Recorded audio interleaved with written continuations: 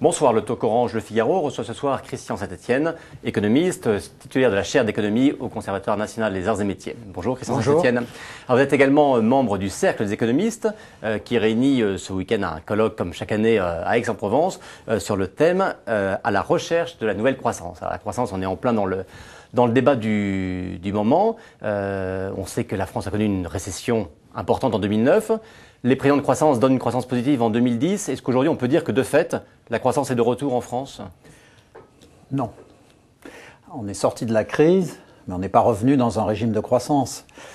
La planète est revenue dans un régime de croissance. Et d'ailleurs, la particularité de la situation actuelle, c'est que la zone euro est devenue la zone de non-croissance dans une planète en croissance. La planète hors zone euro, est en train de revenir sur un sentier de croissance de l'ordre de 4% l'an. Et la zone euro est prévue pour avoir une croissance faiblarde de l'ordre de 1% pour les 3 prochaines années, 2010, 2011, 2012. 1,4, c'est une... Oui, mais ça, c'était avant les plans de rigueur, rigueur étant entre guillemets, bien sûr. Alors, est-ce que ça veut dire que les mesures prises, les plans de relance, etc., n'ont pas eu d'effet? Ou est-ce que c'est qu'il y a des causes structurelles plus lourdes? Alors, c'est pas que les plans de relance n'ont pas eu d'effet. Sans ces plans de relance, ça aurait été probablement pire.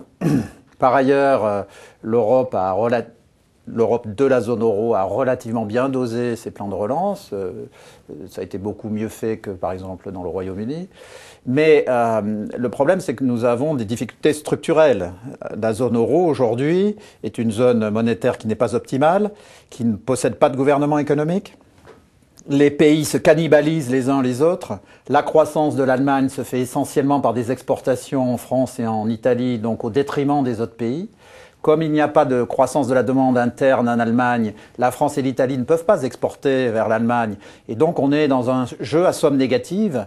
Donc la zone euro est devenue maintenant un étouffoir de la croissance par son incapacité justement à adopter un régime de croissance dans le cadre d'un gouvernement à long terme avec une politique de change associée. Alors si on comprend bien, dire que la zone euro est devenue un étouffoir de la croissance, si on veut libérer la croissance, il faut sortir de la zone euro, non? C'est pas ça? Alors sans aller jusqu'à cette limite, il y aurait une autre version qui serait plus facile et favorable à la croissance, ça serait d'aller vers une intégration plus poussée de la zone euro. C'est-à-dire de faire jouer justement les économies d'échelle et les capacités pour la zone de se développer, parce que nous avons un potentiel fabuleux. C'est ça d'ailleurs qui est insupportable sur la zone euro, c'est que nous avons un potentiel incroyable en termes de capital humain, de capital financier, de savoir-faire, d'infrastructures. En réalité, aujourd'hui, nous sommes la zone la mieux préparée pour avoir une forte croissance. Si vous regardez par exemple, si on doit rentrer dans une croissance durable, nous sommes les seuls à respecter la lettre et l'esprit de Kyoto. Donc toutes les fondations de la croissance durable sont prêtes en Europe, sauf justement ce régime d'organisation de la zone euro qui fait que on est dans une croissance à somme négative. C'est pour ça que le Cercle des économistes à Aix va dire qu'il faut effectivement que la zone euro s'allie sur la base d'un projet stratégique puissant, et ça passe par un accord qui devrait être trouvé entre la France et l'Allemagne. Et puis ça passe, on est loin, apparemment. On en est extrêmement loin. Ça passerait par une relance encore plus massive de la recherche et développement. Alors, il y a eu des mesures qui ont été prises, même en France. Le crédit d'impôt recherche, on vient d'avoir un rapport hier qui l'a un petit peu critiqué. Il y a des réglages à faire sur le crédit d'impôt recherche, mais ça serait une stupidité sans nom de le remettre en cause. On vient à peine de mettre en place ce régime, il faut le laisser vivre 4 ou 5 ans pour vraiment être capable de l'évaluer, même si on fait des petits réglages. La réforme de la taxe professionnelle était une excellente chose. Donc maintenant... Et le grand emprunt, c'est-à-dire tout ce qui est... Le grand emprunt, c'était une très bonne chose. Moi, j'avais dit, quand on avait fait le grand emprunt, vous vous souvenez, de mémoire, il faisait 35 milliards d'euros et on avait discuté sur le montant. Et j'avais dit, moi, je serais prêt à faire 3 fois le montant du grand emprunt si on était capable de réduire de 50 milliards d'euros les dépenses courantes. Finalement, on va y arriver. Mais à vous entendre, est-ce que finalement, il n'y a qu'un problème de gouvernance de la zone euro pour que ça marche?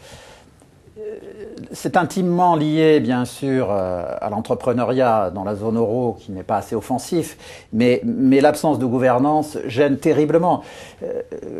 Si vous prenez la zone euro depuis 18 mois, c'est une zone dans laquelle on sent un bateau ivre. avec d'énormes difficultés à se mettre sur un cap. Les oppositions entre la France, l'Italie et l'Espagne d'un côté, l'Allemagne de l'autre, se sont exacerbées au printemps. Il n'y a pas eu de solution. Les Allemands campent sur leur modèle, qui est censé être le meilleur du monde, alors que, de ce point de vue-là, la France s'est peut-être mal exprimée. L'Allemagne a parfaitement le droit de mener une politique extrêmement compétitive et rigoureuse. Mais ce que les autres pays de la zone euro disaient, simplement, et continuent de dire, et doivent continuer de dire, c'est que l'Allemagne ne doit pas mener une politique uniquement fondée sur une compétitivité pour alimenter l'export. Elle doit aussi favoriser la demande intérieure, parce que c'est le seul moyen pour la France et l'Italie d'exporter en Allemagne. Ce qui, en relançant la croissance en France et en Italie, permet à nouveau aux exportateurs allemands d'exporter encore plus en France et en Italie, et à ce moment-là, on enclenche une dynamique positive. Mais aujourd'hui, on est dans un cercle vicieux qu'il faut casser. En tout cas, il y a une convergence que l'on sent entre la plupart des pays européens maintenant, c'est celle de mener une politique, alors vous avez employé vous-même des guillemets au mot rigueur, mais employons le mot, parce que maintenant il semble assez clair. La France, pour revenir à 3% de déficit d'ici à 2013, je crois, promet ou s'engage à faire 100 milliards d'euros d'économies. C'est pensable, c'est tenable, de faire 100 milliards d'économies en 3 ans? Alors, 100 milliards de réduction du déficit budgétaire, dont 10 milliards qui viennent d'être annoncés par une série de mesures, et notamment sur les niches fiscales. Ensuite, le gouvernement attend 30 à 40 milliards d'euros de la croissance, c'est optimiste. S'il en a 20, ça sera bien. Et puis, il doit tailler autour de 40 à 50 milliards dans les dépenses. On le sent prêt à annoncer des mesures de l'ordre de 20. Il manque à nouveau 30. Entre 20 et 30. Si on regarde ce qui manque du côté dans le bloc dépenses et dans le bloc recettes, au total sur les 100 milliards, aujourd'hui il y a un trou noir, il manque 40 à 50 milliards dans la stratégie du gouvernement. Alors le gouvernement vient d'annoncer une réforme courageuse sur les retraites. Le seul élément décisif, c'est le fait qu'on va reculer l'âge de départ au rythme de 4 mois par an. Mais en s'arrêtant à un âge de 62 ans, le gouvernement a fait la moitié du chemin, puisqu'on sait que pour rétablir réellement les équilibres à moyen terme des régimes de retraite, il faudrait aller à 64 ans. Donc il faudra une deuxième étape, quoi qu'il arrive. Donc il faudra une deuxième étape, qui sera en fait la 5e, puisqu'on a déjà eu 4 plans. Et puis, par ailleurs, il a annoncé des mesures de réduction du nombre de fonctionnaires pour le seul État et les organismes dépendants du seul État, mais il n'a rien annoncé sur les collectivités locales. Or, ce qui, de mon point de vue, est absolument urgent, que le gouvernement aurait dû faire dès le mois de juillet, j'espère qu'il le fera en septembre, sinon on va vers l'implosion. Les Allemands... Il n'y a pas de marge de manœuvre sur les collectivités locales. Et justement, les Allemands, depuis plusieurs années, déclinent les engagements de Maastricht au niveau local. C'est-à-dire que quand l'Allemagne prend des engagements sur un sentier de réduction du déficit, c'est partagé entre ce que doit faire le Bund, c'est-à-dire l'État fédéral, et ce que doivent faire les Länder. Bon, ben la France doit s'engager dans cette direction. On a eu une discussion dans le cadre de la commission Camp-Dessus pour savoir ce qu'il fallait faire en termes de réforme constitutionnelle pour forcer les gouvernements futurs à maintenir l'équilibre des finances publiques. La règle qui a été choisie, c'est du normatif, faisons-le. Ça ne règle pas le problème, mais ce n'est pas une mauvaise idée.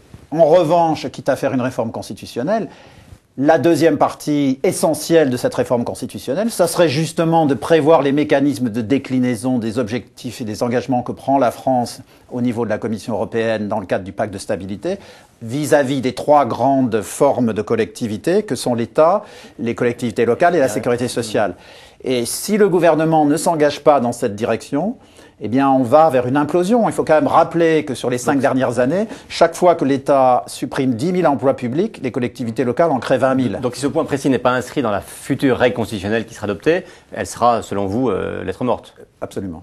Alors, dans les rencontres d'Aix, vous parlez de rechercher une nouvelle croissance. Est-ce que ça signifie aussi qu'il faut davantage rechercher les nouveaux gisements de croissance, les nouveaux secteurs auxquels on n'a pas encore pensé, dans lesquels on pourrait trouver de la croissance ?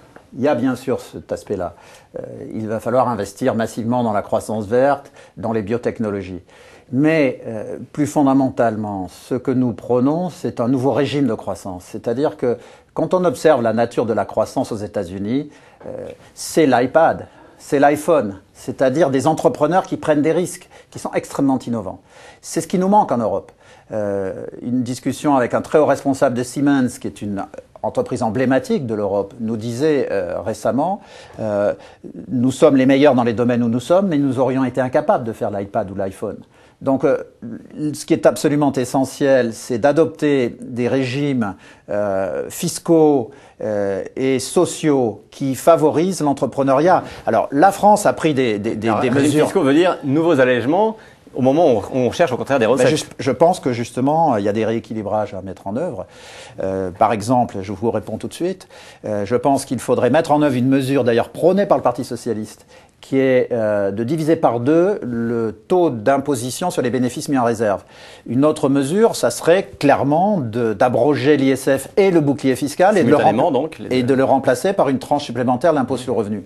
En faisant ça, la tranche supplémentaire d'impôt sur le revenu équilibre le coût de la suppression de l'ISF et du bouclier fiscal. Mais pour ce qui est du coût de la mesure sur l'IS, l'impôt sur les sociétés, on peut parfaitement imaginer la mise en œuvre d'une taxe d'1 demi-point sur le chiffre d'affaires des entreprises, qui aurait l'avantage d'être extrêmement puissante en termes de recettes pour les finances publiques, puisqu'un demi-point rapporterait de l'ordre de 15 milliards d'euros. Et par ailleurs, ça serait tout à fait positif du point de vue de la concurrence du site France, site de production, au sens de, ça va être de Standard Deutschland, la Standard Frankreich, donc le site de production français, parce que si vous mettez une taxe en place de cette nature, ça frappe les ventes, qu'elles viennent d'une production nationale ou d'une production importée. Donc tous ces points qui seront donc développés vendredi, samedi et dimanche à Aix dans le cadre donc de ces rencontres animées par le Cercle des économistes. Christian Saint-Etienne, merci. Et rendez-vous demain pour une nouvelle édition du Talk Orange Le Figaro.